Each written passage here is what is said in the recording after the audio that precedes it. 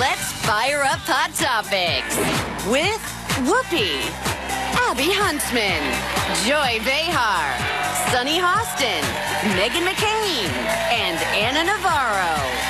Now, let's get things started.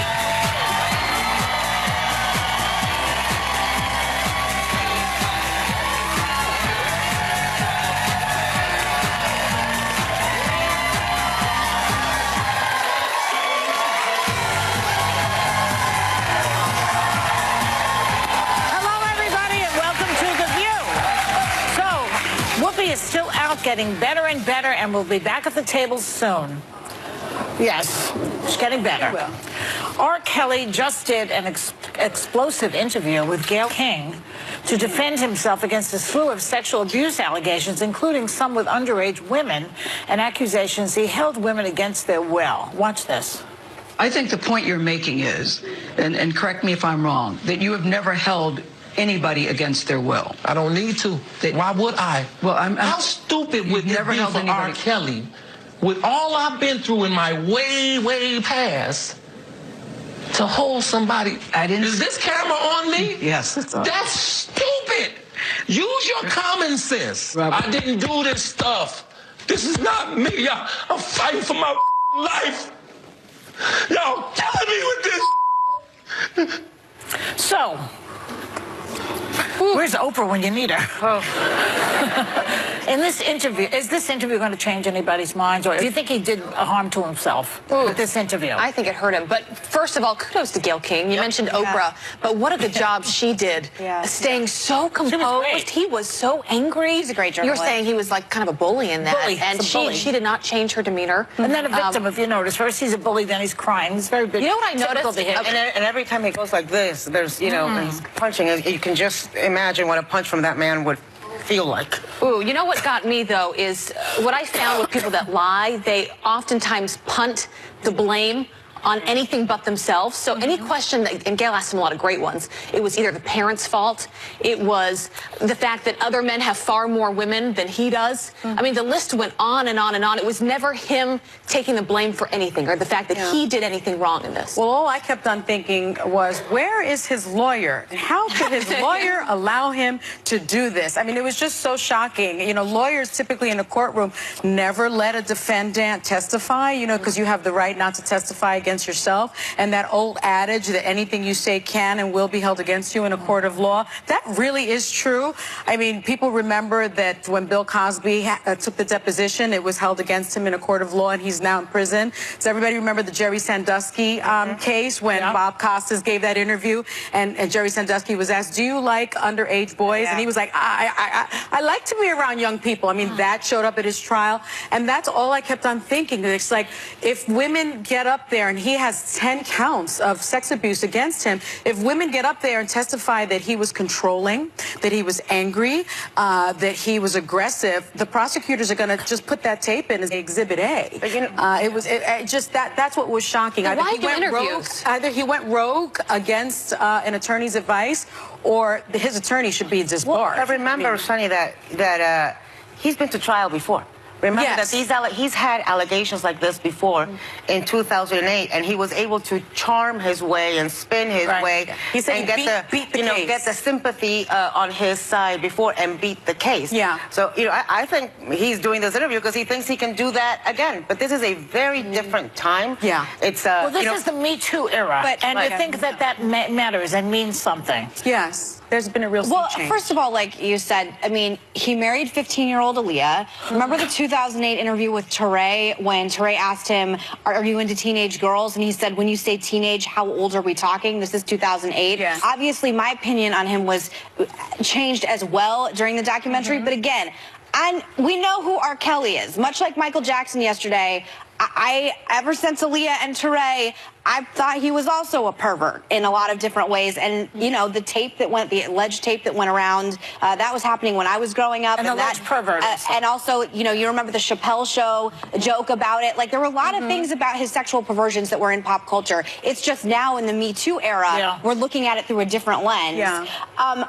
again, kudos to Gayle King. I mean, I love her anyway, but he was up physically in her space, trying to intimidate her physically as well as yelling. I know. I mean, I can't imagine being in that kind of situation. Yeah. You guys know me. I mean, I probably wouldn't have handled it as She was composed. thoroughly unbothered. Yes. Right? She was Well, unbothered. she seems unbothered. That doesn't mean she was. But you know what? Because you are both lawyers, and so you look at the facts. I'm a very emotional person. I respond based off of emotions and feelings. And if he was hoping to get any sort of sympathy from this interview, I think it did the exact opposite of what he was maybe wanting, because I left there thinking that this guy, first of all, didn't come across well.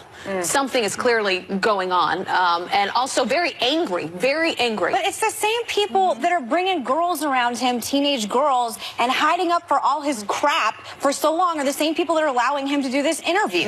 So all the enablers around him. So of course they're like, oh, maybe he'll look good. There's a thing about him being famous, which we talked about yesterday with Michael. It's the fame part. You know, a lot of these perversion, so-called perversion stories are about famous people. There was another part of the interview that struck me when Gayle asked him about his desire for younger women and being with one woman, more than one woman, and I think we have that clip. What kind of father, what kind of mother will sell their daughter to a man? Who did that? How come it was okay for me to see them until they wasn't getting no money from it? Why would you take your daughter, if I were going to take my daughter and she's 19 years old to a 49-year-old icon, whatever, celebrity or R. Kelly concert or whoever it is, I'm not going to put her on the stage. You're saying the parents handed their daughters, Azurel and Jocelyn, over to you? Is that what you're saying to us? Absolutely. So it was very clever, though. He uses the number 19 right in there. Like, they're bringing their daughters to me. They're 19-year-old daughters. And the parents are saying that that is not true. If anybody saw the documentary, the parents are saying that Azurel was 17. They have text messages that say that he was having sex with her when she was 17. And he says also in the interview that the two women are living with him and that they're both his girlfriends at the same time, and that she shouldn't, judge him because he knows a lot of men that have many women at the same time. The documentary, and if you haven't, I urge you to, because I think there's so many lessons in that documentary about the enabling entourages. But one of the things that touched me deeply was the parents. The parents are chasing these women and trying to get a hold of these women and trying to rescue these women all around the country. They never gave up on their daughters. A lot of this is happening and has been brought to light because those parents had the courage to speak, because his ex-wife had the courage to speak and talk about the horrible things that he allegedly did to her. And so there's a lot of bravery, there's a lot of courage that has come, about in order to get us to where the place he is now. But the common theme in all of these is what you brought up, Joy, is fame. And fame has this ability to sort of blindside people and make them think it's okay because it's Michael Jackson. If it was some random older age man, you would never let your child sleep in a bed with him, right? But because they are who they are. Remember the case of Jeffrey Epstein with the 80 underage girls? He wasn't famous. He was just very wealthy with a bunch of neighbors. Well, first of all, it's I think it's the highest streamed and watched documentary in Lifetime of all time. But what bothers me is he sold out a concert after the documentary aired. There's still people going to his concert, buying his music, and we have to fight back with our pocketbook. As you always say, stop going to this man's concerts, stop supporting someone who has a sex trafficking ring, which is what I believe after that documentary in his house. Allegedly, my producer, I hear you, but I'm sorry if I believe that. I believe that from the documentary that he is a disgusting person. You have a legal note now. I do. Because of me, I'm sorry. Chicago prosecutors have charged Kelly with 10 counts of aggravated criminal sexual abuse. 3 of the 4 alleged victims were underage when the suspected crimes are said to have happened. Kelly has denied the allegations and has pleaded not guilty. I also want to say that the evidence they say they have is DNA evidence. They say they have the victim's testimony, and they also say they have some of the crimes on video. That's a very strong case. Ever just go, yeah, I did it, I'm guilty? No, they all deny. No, right. Okay, coming up, do people believe Michael Cohen over Trump? We'll talk about that next.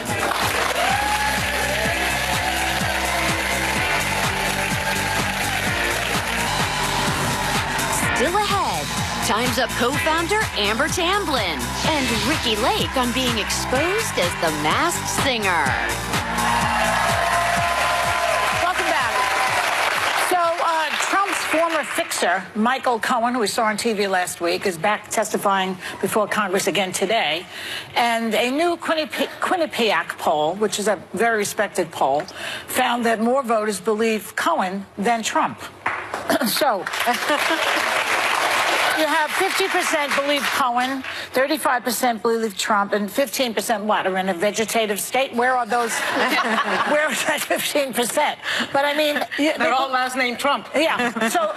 So they're both liars. Right. One is a redemptive liar, Cohen. The other one is an unabashed liar who has it in his DNA at this point. Trump, he's incapable of telling the truth. So it's a low bar between the two, you're saying? Yeah, but I believe that Cohen was telling the truth. I believed him. Didn't you believe him? Did anybody not believe him? But look, they're both liars, and neither of them are, the most particularly ethical human beings.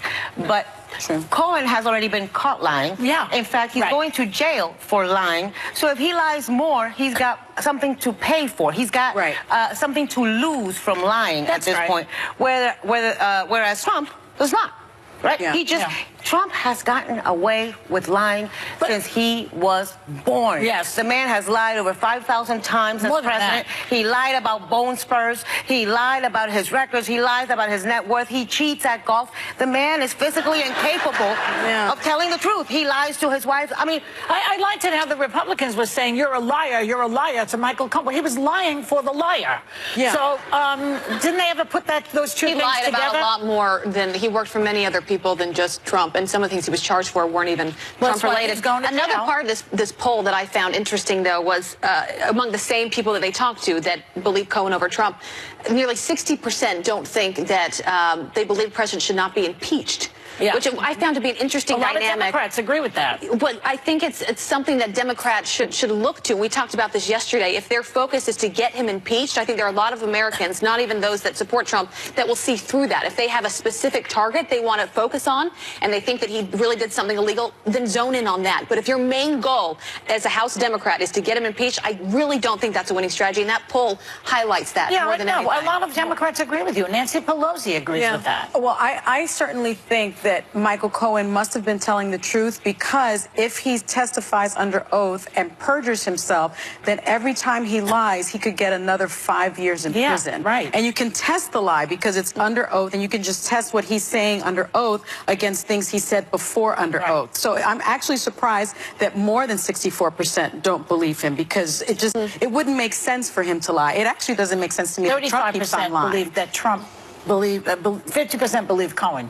Only 50%? 50%. I thought you said 64%. No. Yeah. He's got a bad reputation, though. I mean, for a good reason. It's not like he's a hero. It doesn't make much sense. But then, if he had a bad reputation, then why would President Trump hire him and believe him? I thought President Trump hired all the best people. Because he needed somebody to fix the bad things that he was doing. Yeah. And pay somebody wrote on Facebook, Trump is so unlucky. He's surrounded by criminals. Yeah. What a coincidence. Hires all those people. Okay. Are we taking a break? We're taking a break? Oh, okay. Coming up, what made Colton the Bachelor leap over a fence on this week's episode? We're talking about that next.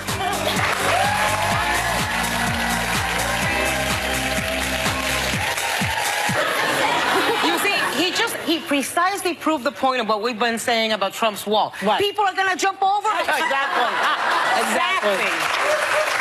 Trump would have killed for that wall. He would kill for that looked like a big, beautiful wall. So he's really, I mean, this is just acting as far as I'm concerned, but please elaborate. No, well, I'm the only one that really religiously watched. I got Megan in it for about an episode, and I lost her. Abby is the religious one. If you guys watch The Bachelor, first of all, I don't think you could ever jump over that in just like a normal temperament. He was clearly that angry. Your body can do crazy things. But what's so sad about this is I think... There's no way my body could get angry enough to jump over that wall. Okay. Yeah, I think he was in anger. Maybe but he finally found, this Cassie girl finally found the woman who he said, like, I love her. Yeah. And it seemed like that was the night he was going to finally lose his virginity. Which we've all been waiting. You guys saw him lighting the candles in the fantasy suite. I don't know if I can wait much longer. I mean, I don't know how much longer I can wait. He's physically ready. He's emotionally ready. And it was that night, that moment he's waited his whole life for. She comes to him and says, I can't do this anymore.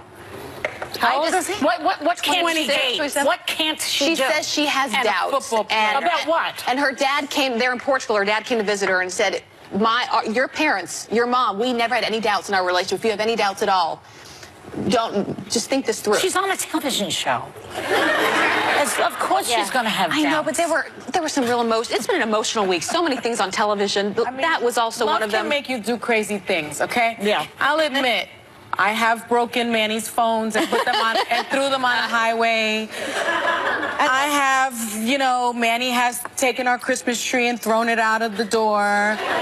Why did you do that? Because she decorated it too much. I decorated it too much, and I said some things. I did take some plates. My grandmother told me never to destroy a man's things, but what you should do is take something that you love and break it so that you could show him that you're really crazy and he shouldn't mess with you.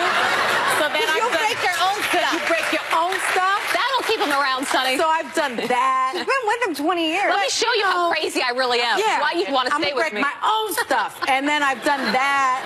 But I don't think that was that crazy. No, as I'm hearing her, I think, first of all, I think she is crazy. But also, like, I think you need to buy some of those kind of plastic, I think you need to buy some cheap plates just to have around for dramatic purposes. You gotta break stuff you love. No, Sonny, no. You can fake it. They won't know the difference between, a plate. You gotta look real nuts because then that keeps Today, them by the way, in line. before we go, today Lent starts. Yes. And I'm going to give up plastics. We'll be right back. I love that.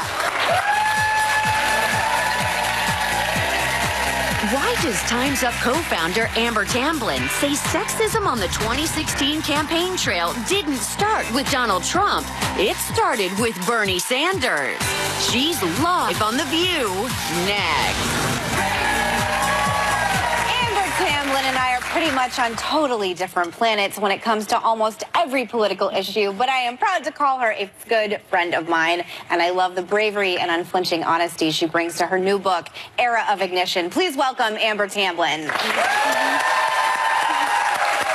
Yes. This is a really intense book. Yeah. And you start the book out by writing about a period of time in your life in your 20s when you say you were going through a crisis, you didn't know who you were, what you were supposed to be. I can certainly relate to that. And now you say you and the country are in an era of ignition, your book title. What does that mean? So a lot of the book is part memoir. It looks at my life growing up in the entertainment business and the sort of existential crisis that I went through in my 20s, trying to figure out who and what I really wanted to be beyond this idea of an actress, beyond this idea of just being a sort of object that was performing for other people all the time. And while I was going through this, and certainly into my 30s now as well, I've really felt like this crazy state of chaos that we're in that is very scary to everyone, that feels like the foundation of our country is sort of coming up and being shifted and moving, is its own sort of national existential crisis. And I talk a lot about proactive change in the book and how we can all use that to affect greater, better change. And that is sort of the idea of an era of ignition, of not being afraid of the chaos, because the chaos leads to clarity ultimately, and we shouldn't be afraid of it. We hope. Yeah. We hope. It does, eventually. It just takes some time. So, Amber, you traveled the country working for Hillary Clinton. I did, yeah. And let me read this because in the pregnant. book... Yes, while I was pregnant. It was a very, very intense experience to be pregnant, especially with a daughter during the 2016. Yeah, but 2016 But in election. the book you say, and I'm quoting you, the deeply misogynist tone that spurred the 2016 election did not begin with Donald Trump. It began with Bernie Sanders. What do you mean by that? So what I mean by that, and I understand too that there were, Russian bots at play. We now know like a lot more than we did before. But I went to, between 2008 even, I think in 2018 in specific, I went to over 25 states. So I met a lot of people. I understood that the tone was about mythologizing her into something that she wasn't. It was not about seeing this woman who was fully capable of leading the country, albeit her many flaws. It was about creating this caricature of what a woman is supposed to be or not supposed to be. And that is totally relatable to any woman, whether you're a conservative, when you're a Democrat, no matter what your job title is, what industry you're in. And I really saw that initial rumbling coming out of those primaries in that moment. That's where I started to feel it. And then Trump started to feel like this secondary tidal wave of cruelty in a certain sense, and it set off a whole other dynamic. Well, that could happen again if we have a woman president up for election. Well, I think we're already seeing some of that. I don't think it's a coincidence, the fact that so many women out of the gate are running for president. I think that there are some women here that should be running for president at some point. Who do you like? Truly. Which one do you like? All of you. Like, I literally think The View should be one collective president. I would love it. Who are running, who do you like? I genuinely like all of them, and I think for me, I'm not really interested in endorsing any candidate or picking a specific person. You like all the women, or you like all the 25 who are? No, I like all the women. I like all the women, and I'm very much, you know, look. If an amazing conservative woman ran, I would vote Republican. So I am all about women being in positions of power right now. Megan. No, this is why I love her, because honestly, whenever I needed like Hillary perspective of a hardcore true Hillary supporter who put her money where her mouth is campaigning, you're the person I go to. Yeah, and I think it's important to remember when we're talking, the book again talks about this idea of working together in intersectional values, which means across party lines, across gender and race and class, and saying, how can we all uplift each other so that there's not just the few of us, and that we're not just standing in a corner saying, well, this is what I believe, and I'm not interested in knowing what you believe.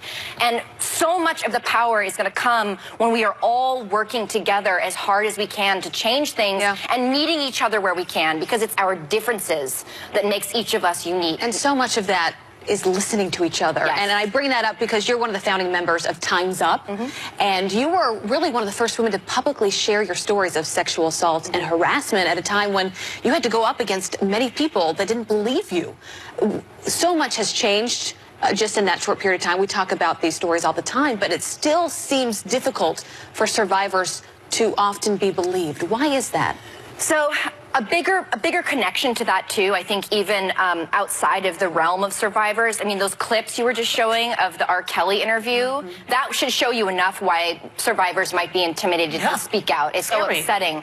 But there's other forms of speaking out. You know, Megan's being able to speak out with this conservative presidency, you even being able to speak out. I think stepping out of our comfort zones and saying, in my gut, I know this is wrong, and in my gut, I know there must be things that we have to all agree on. Not just should, but have to. Like, we don't put children in detention camps. We don't do that. We don't separate children. We don't do that no matter how we feel about anything. We should all agree on that, fundamentally. Amen. Let me ask you, in the book, you write a lot about what men need to do differently and what they can do to help in the Me Too era. Tell us what you think that is. So there's a great section of this book that I really love called The Male Manifesto, which is for anybody, whether it's your boss, someone you work with, your husband, your brother, you know, anybody. But you might want to send one in big font to Trump. I don't think Trump can read. What do you mean? He's a stable genius. What are you talking about? Why do you think he's hiding the grades? I think it's really important for men to be included in this ignited era, in this time that we're living in right now. We can't have the fundamental change that we want for us individually as women without men. We can't. And they are important, and they are valued as much as women are and non-binary people are. And when we talk about inclusivity and equality, they must be part of it. So I bring that in to say that men are honored in the book and talked about it, and I'm giving them real tools as to how to be a part of all of this. Okay, I hope people will buy your book, because you talk a lot about your personal life, about the abortion that you have, which I think is a very brave thing to do in this time, to put that in a book. And she also talks about intersectionality and black women being excluded from white feminism. And I thought chapter 15 that discusses that was very brave and very interesting. So thank you, Amber, for coming by and for writing the book. Her new book is Era of Ignition, is out now. We'll be right back. Next, Ricki Lake looks back at the most unforgettable moments from the daytime classic, The Ricki Lake Show. Go, Ricki! Go, Ricki! Woo, sorry about that. Tomorrow.